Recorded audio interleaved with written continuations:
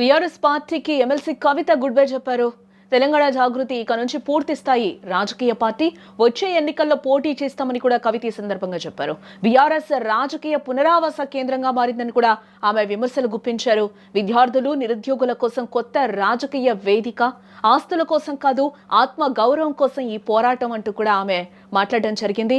అవమాన భారంతోనే పుట్టింటి బంధాలు తెంచుకున్నానని కూడా కవిత చెప్తూ ఉన్నారు.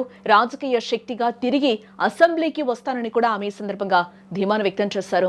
తెలంగాణ రాజకీయాల్లో పెను సంచలనం చోటు చేసుకుందని చెప్పుకోవచ్చు. గత కొంతకాలంగా మౌనంగా ఉన్న మాజీ ఎమ్మెల్సీ కల్వకుంట్ల కవిత తన రాజకీయ భవిష్యత్తుపై క్లారిటీ ఇచ్చేశారు. సొంత పార్టీ బీఆర్ఎస్ పై తిరుగుబాటు జెండా ఎగరవేస్తూ తన స్వచ్ఛంద సంస్థ తెలంగాణ జాగృతిని రాజకీయ పార్టీగా మారుస్తున్నట్లు కూడా ఈ సందర్భంగా ఆమె ప్రకటించారు. ఉద్యమకారులకు అన్యాయం జరుగుతోందని, ఆత్మ గౌరవం కోసమే నిర్ణయం తీసుకున్నారని ఆమె స్పష్టం చేశారు.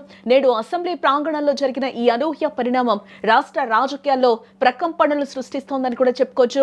గులాబీ దళంలో కీలక నేతగా ఉన్న కవిత ఇప్పుడు ఆ పార్టీ నుంచి బయటకు వచ్చేశారు. ఇది కేవలం ఒక రాజీనామా మాత్రమే కాదు, ఒక కొత్త రాజకీయ శకానికి ఆరంభమని ఆమె చెప్తూ ఉన్నారు. బీఆర్ఎస్ పార్టీ ఇప్పుడు ఉద్యమ ద్రోహులకు రాజకీయ పునరావాస కేంద్రంగా మారిందని కవిత సంచలన వ్యాఖ్యలే చేశారు. నాది ఆస్తుల పంచాయతీ కాదు, ఆత్మ గౌరవ పంచాయతీ అంటూ కూడా ఆమె చేసిన వ్యాఖ్యలు రాజకీయ వర్గాల్లో ఇప్పుడు హాట్ టాపిక్ గా మారాయి.